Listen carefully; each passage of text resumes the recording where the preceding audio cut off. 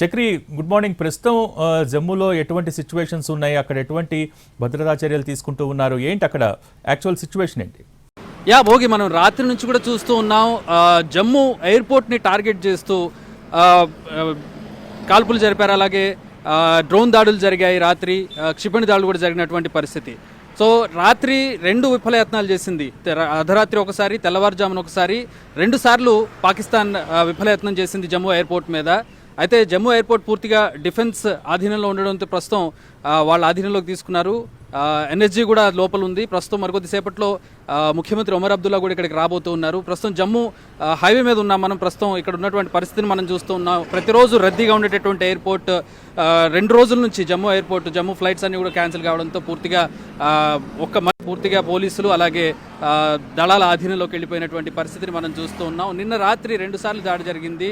మన defence system S-400 system పూర్తి స్థాయిలో పనిచేసిందని చెప్పొచ్చు. మన బార్డర్ని సెక్యూర్ చేయడంలో కావచ్చు, ఎయిర్పోర్ట్ని సెక్యూర్ చేయడంలో కావచ్చు, వచ్చిన వాటిని వచ్చినట్టు నిర్వీర్యం చేసింది. వాటన్నిటిని కూడా గాల్లోనే తునాతునకలు చేసినటువంటి దృశ్యాలను కూడా మనం చూస్తూ ఉన్నాం రాత్రి నుంచి కూడా. సో మన డిఫెన్స్ సిస్టమ్ 100% పర్ఫెక్ట్గా పనిచేసి మనందరినీ కూడా కాపాడిందని చెప్పుకోవచ్చు. ఒక రక్షణ కవచంగా నిలిచింది. అదే జమ్మూ ఎయిర్పోర్ట్ విషయంలో కూడా జరిగింది. జమ్మూ ఎయిర్పోర్టే కాదు, జమ్మూలోని కొన్ని ప్రాంతాల్లో ఉన్నటువంటి సివిలియన్ ఇళ్ల మీద కూడా దాడులు జరిగాయి. ఆ ఇళ్లు కూడా కొన్ని దెబ్బతిన్నటువంటి పరిస్థితి. రాత్రి జమ్మూ ప్రజలందరూ కూడా బిక్కుమంటూ గడిపినటువంటి పరిస్థితిని, ఒక కాళరాత్రిని చూశారు. అంటే ఏమి జరుగుతుందో, ఏ క్షణం ఏం జరుగుతుందో, ఏమి జరగకపోయినప్పటికీ కూడా ఒక భయం అనేది ఉంటుంది. దేశవ్యాప్తంగా ఉన్న ప్రజలందరిలో కూడా భయం ఉంది. అలాంటిది డైరెక్ట్గా ఎదుర్కొన్నటువంటి జమ్మూ, అలాగే ఈ సరిహద్దు ప్రాంతాల్లో ఉన్నటువంటి గ్రామాల ప్రజల పరిస్థితిని మనం అర్థం చేసుకోవచ్చు. రాత్రి అంతా కూడా నిద్ర లేకుండా గడిపినటువంటి పరిస్థితి. ఎప్పుడూ కూడా పర్యాటకులతో, జమ్మూ కావచ్చు, శ్రీనగర్ కావచ్చు, పర్యాటకులతో కళకళలాడుతూ ఉండేటువంటి ప్రదేశాలు. గత కొద్ది రోజులుగా ఇక్కడ పర్యాటకులు లేక వెలవెలబోతున్నటువంటి పరిస్థితి. జమ్మూ ఎయిర్పోర్ట్కి 2 సార్లు దాడి జరిగింది, విఫలయత్నం చేసింది పాకిస్తాన్.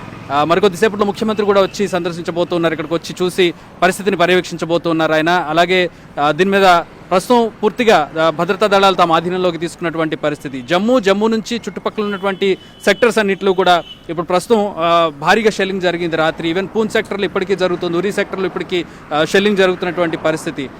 లైన్ ఆఫ్ కంట్రోల్ దగ్గర కాల్పుల విరమణ ఒప్పందాన్ని ఉల్లంఘించి పాకిస్తాన్ పదే కవింపు చర్యలు పాల్పడుతున్నటువంటి పరిస్థితి. అమాయకుల ప్రాణాలను గురిపెట్టి వాళ్ళు దాడి చేస్తున్నటువంటి దృశ్యాలను మనం చూస్తున్నటువంటి పరిస్థితి కనబడుతుంది. జమ్మూలో సిటీ అంతా కూడా మనం ఇక్కడ వచ్చే దారిలో ప్రతి ఒక్కరిని కూడా కలుస్తూ మాట్లాడుతూ వచ్చినటువంటి పరిస్థితి. ఏంటి రాత్రి ఎలా గడిపారంటే, రాత్రి అసలు మేము బ్రతుకుతామా లేదా అనేటటువంటి ఒక భయంలో మేము అందరం కూడా గడిపాము. ఇక్కడ ఎప్పుడు ఏ దాడి జరుగుతుందో తెలియదు. కానీ మన రక్షణ వ్యవస్థ, మన భద్రతా దళాలు చాలా పర్ఫెక్ట్గా, చాలా ఖచ్చితంగా వాటిని ఎదుర్కొన్నాయి, మమ్మల్ని రక్షించాయని చెప్పి వాళ్ళందరూ కూడా ఆనందాన్ని వ్యక్తం చేస్తున్నారు, ఒక కాన్ఫిడెన్స్ని వ్యక్తం చేస్తున్నారు. తెల్లవారేసరికి మాకు ఒక కాన్ఫిడెన్స్ వచ్చింది, మేము సేఫ్గా ఉన్నాము, భారత రక్షణ దళాల చేతుల్లో మేము సేఫ్గా ఉన్నామని ఒక కాన్ఫిడెన్స్ వచ్చింది మాకు అని చెప్పి వాళ్ళు చెప్తున్నారు. ఆటో వాళ్ళు కానీ లేదంటే క్యాబ్ వాళ్ళు కానీ వాళ్ళందరూ కొంచెం ఆందోళన వ్యక్తం చేస్తూ ఉన్నారు. ఇక్కడ రోజు డైలీ వేజెస్ పోయాయి, మాకు ఇక్కడ ఉన్నటువంటి పర్యాటకులు రావడం లేదని చెప్పి ఒక ఆందోళన వ్యక్తం చేస్తున్నారు. ఏదేమైనా కూడా జమ్మూ ప్రస్తుతం సేఫ్గా ఉంది. 2 సార్లు అటాక్ చేసినా కూడా మన రక్షణ వ్యవస్థ జమ్మూ ఎయిర్పోర్ట్ని కాపాడింది. అలాగే ఇక్కడ ఉన్నటువంటి సివిలియన్ ఇళ్లను కాపాడిందని చెప్పుకోవచ్చు.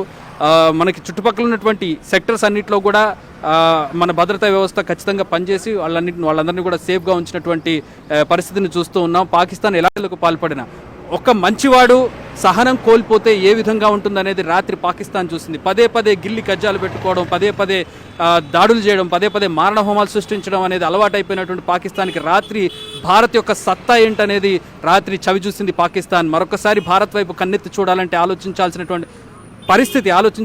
పరిస్థితి పక్కన పెడితే ఆ శక్తి కూడా లేకుండా పాకిస్తాన్ పరిస్థితి ఇప్పుడు తయారైనట్టు చెప్పుకోవచ్చు. ఏ దేశం నుంచి కూడా సపోర్ట్ రావడం లేదు పాకిస్తాన్కి. మరో పక్కన పాకిస్తాన్ మీద బలూచిస్తాన్ లిబరల్ ఫ్రంట్ వాళ్ళు దాడి చేస్తూ ఉన్నారు. బలూచిస్తాన్ ఒక పక్క నుంచి, ఇంకో పక్క నుంచి భారత్ దాడి చేస్తున్నటువంటి 30 దాడిని ఎదుర్కొంటోంది పాకిస్తాన్ ప్రస్తుతం. సో మరోసారి దాడి చేయాలంటే పాకిస్తాన్ ఆలోచించాల్సి, కానీ ప్రస్తుతం ఆర్మీ చేతుల్లో అక్కడ అంతా వ్యవస్థ నడుస్తుంది కాబట్టి వాళ్ళు పదే దాడులకు పాల్పడుతూ ఉన్నారు. ఈ రోజైనా చక్కబడుతుందా పరిస్థితి? మళ్ళీ ఈ రోజు రాత్రి కూడా నిన్న రాత్రిలాగే జరుగుతున్నది కూడా వేచి చూడాల్సినటువంటి పరిస్థితి. కానీ తగిన చర్యలు మాత్రం మన భారత ప్రభుత్వం, మన భద్రతా దళాలు తీసుకుంటూ ఉన్నాయి. ధీటుగా పాకిస్తాన్కు బదిలిస్తూ ఉన్నాయి. డిఫెన్సివ్ మోడ్ నుంచి పాకిస్తాన్ మీదకి అఫెన్సివ్ మోడ్లోకి వెళ్ళిందని చెప్పుకోవచ్చు భారత్. సో మరికొన్ని అప్డేట్స్ ఎప్పటికప్పుడు యుద్ధ భూమి నుంచి ఎన్టీవీ టీం అందిస్తూనే ఉంటుంది. నేను మీకు జమ్మూ చుట్టుపక్కల ఉన్నటువంటి ప్రాంతాల నుంచి మీకు ఎప్పటికప్పుడు అప్డేట్స్ అందజేస్తూ ఉంటాను. Over to you Bhogi.